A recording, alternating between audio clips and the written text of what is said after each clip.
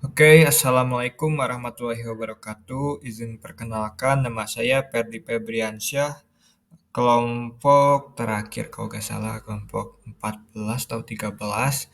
Materinya tentang manajemen karir pet atau pengelolaan eh, karir. Nah,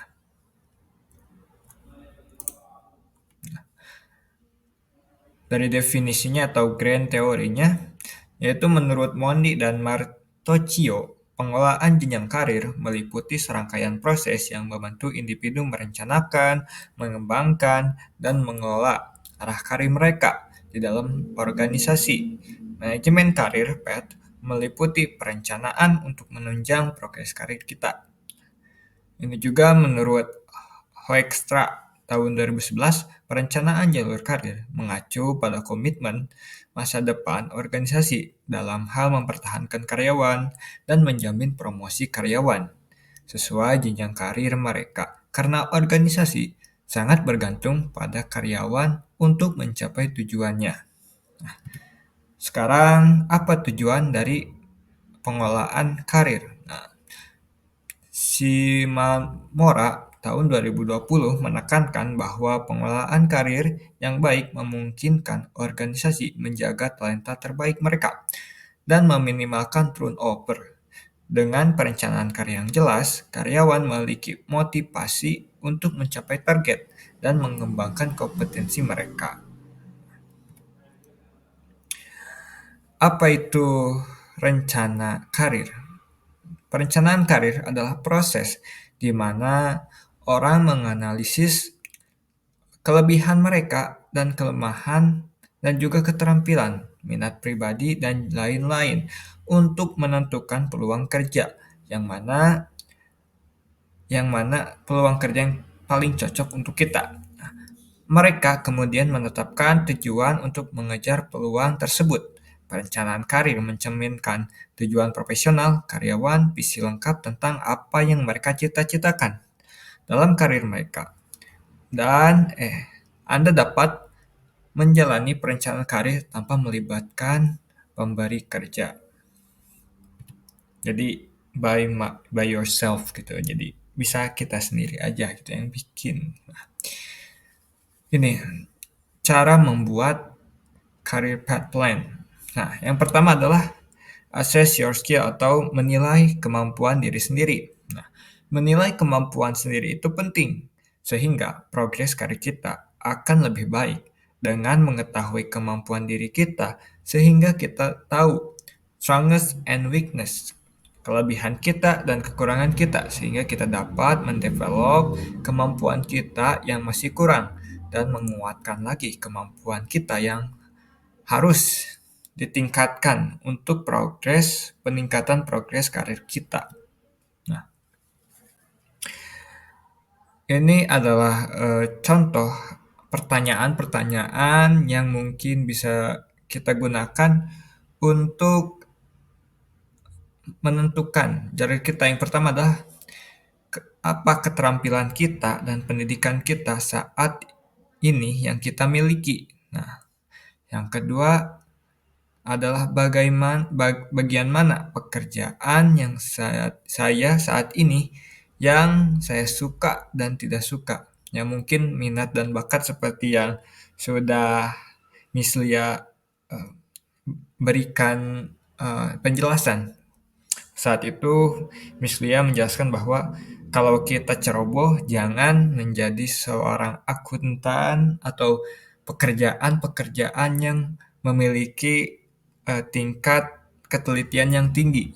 Nah, mungkin itu contohnya. Jadi kalau seperti kita yang eh, kurang baik tentang ketelitian, maka mungkin prospek pekerjaan kita pilih yang lain saja. Nah, dan yang selanjutnya itu bagaimana dari pekerjaan yang tidak dapat saya lakukan dan saya lewatkan yang tadi saya jelaskan ya. Dan apa kelebihan hal-hal yang benar saya kuasai. Nah, oke, dan selanjutnya adalah prioritas skill dan interest atau minat. Mulailah dengan menganalisis mulailah dengan menganalisis iklan lowongan pekerjaan untuk mengidentifikasi kompetensi yang harus dimiliki. Bacalah beberapa lusin deskripsi pekerjaan yang sejenis dan peran apa yang ingin kita tekuni. Catat sertifikasi, keterampilan, dan perangkat yang dibutuhkan setiap posisi. Fokuslah untuk memperoleh kualifikasi yang muncul di beberapa lowongan untuk meningkatkan daya saing Anda untuk peran tersebut. Nah, upskill. Upskill adalah peningkatan keterampilan. Jadi, peningkatan keterampilan adalah proses yang mempelajari keterampilan baru atau meningkatkan keterampilan yang sudah ada.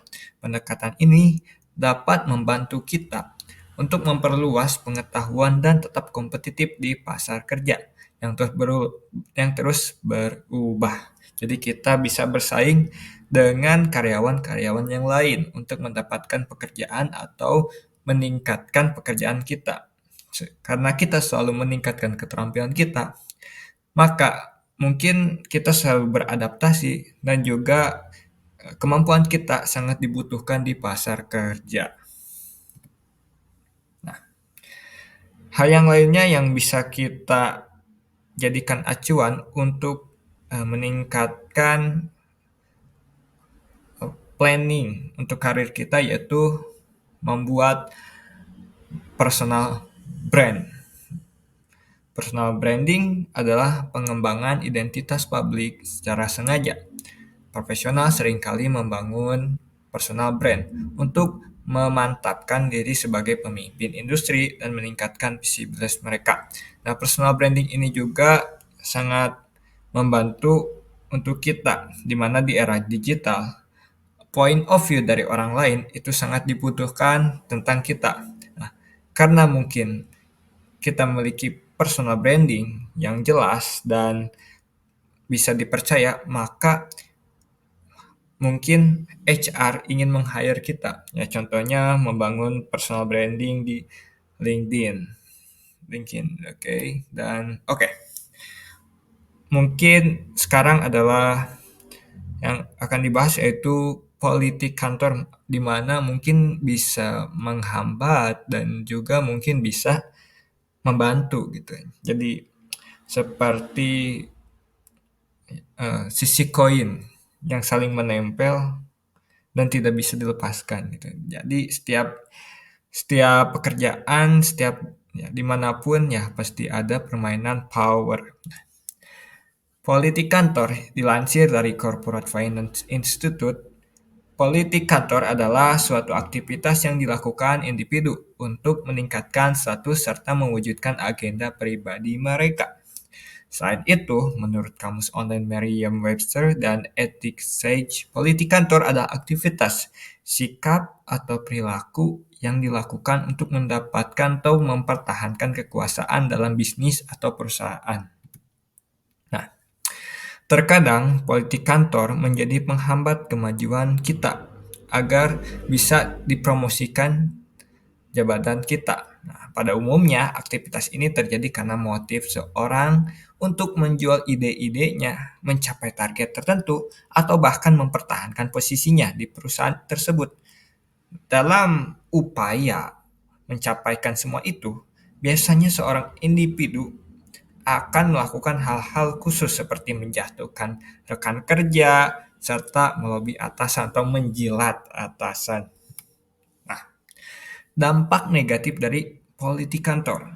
Nah, melansir dari Ethnic Sage, dampak negatif dari politik kantor adalah menumbuhkan budaya perusahaan yang toksik atau beracun.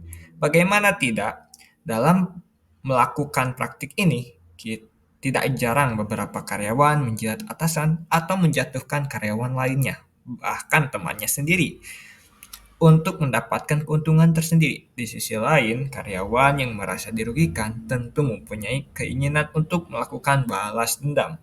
Ya, jadi gak ada ujungnya, tetap terus ada di situ ya. Nah, apa penyebabnya? Nah, dilansir dari Business News Daily, oke. Menurut survei Accountants, 46% karyawan yang disurvei mengatakan bahwa bergosip dan menyebarkan rumor merupakan salah satu hal kegiatan politik kantor yang paling populer. Dari situ, secara perlahan-lahan, intrik akan muncul di tengah-tengah karyawan. Siapa yang tidak peka terhadap kejadian ini, ada kemungkinan bisa dimanfaatkan oleh orang-orang dengan motif seperti di atas, yaitu ingin mendapatkan kekuasaan atau hanya sekedar ingin mempromosikan diri naik jabatan, tapi dengan cara menjelekkan orang lain. Nah, sebab pada akhirnya orang-orang yang karena mereka itu memiliki motif gitu. Dan pada akhirnya setiap orang memiliki tujuan yang berbeda-beda dan mempunyai keinginan untuk mewujudkannya, entah bagaimana caranya. Pokoknya harus jadi. Oke, mungkin di sini ada tips cara menghadapi politik kantor. Yang pertama yaitu jangan terpengaruh. Menurut The Guardian, ketika ada orang yang berusaha merendahkanmu, sebaiknya abaikan saja. Sebab apabila kamu membalasnya, bisa menjadi bumerang bagimu suatu hari. Nah, oleh karena itu, daripada kita balas dendam, lebih baik ajak bicara secara empat mata orang tersebut, orang yang merendahkanmu, dan tanyakan kepadanya kenapa ia melakukan hal tersebut. Atau mungkin niatnya mengkoreksi, tapi mungkin salah caranya, ataupun bagaimana, mendingan kita diskusikan saja daripada hal ini menjadi apa ya, seujon, daripada seujon ke orang lain. Yang kedua adalah menciptakan lingkungan yang positif. Tetap tanamkan lingkungan positif dalam dirimu saat bekerja. Meskipun dimulai dari hal kecil, hal seperti berempati kepada rekan kerja, memberikan semangat, serta memuji mereka. Sebab dengan hal ini, kamu memiliki kemungkinan menciptakan budaya yang baik di sekitarmu. Jadi mungkin kita dengan beradaptasi dimanapun lingkungan kerja bagaimanapun, kita harus coba menciptakan lingkungan yang positif agar kita bisa nyaman di dalam lingkungan pekerjaan tersebut. Dan yang terakhir yaitu tetap fokus pada pekerjaan. Jika kita tidak ingin terlibat dalam dunia politik kantor, salah satu cara terbaik adalah dengan meninggalkannya. Tetap fokus pada pekerjaan, walaupun begitu, tetap ikuti perkembangan aktivitas tersebut, agar suatu saat kamu paham ketika hendak dimanfaatkan atau dicela oleh rekan kerjamu. Jadi, kita bersikap profesional saja. Kita fokus terhadap pekerjaan kita. Tidak menghiraukan banyak gosip yang ada di kantor kita, tapi kita harus tetap mengikuti perkembangan aktivitas tersebut agar kita tahu hal-hal yang terjadi di kantor. Mungkin sekian saja dari presentasi saya. Mohon maaf apabila ada kekurangannya. Mungkin nanti dikoreksi mungkin sama ibu ya. Mohon maaf apabila kesalahan atau apapun. Assalamualaikum warahmatullahi wabarakatuh.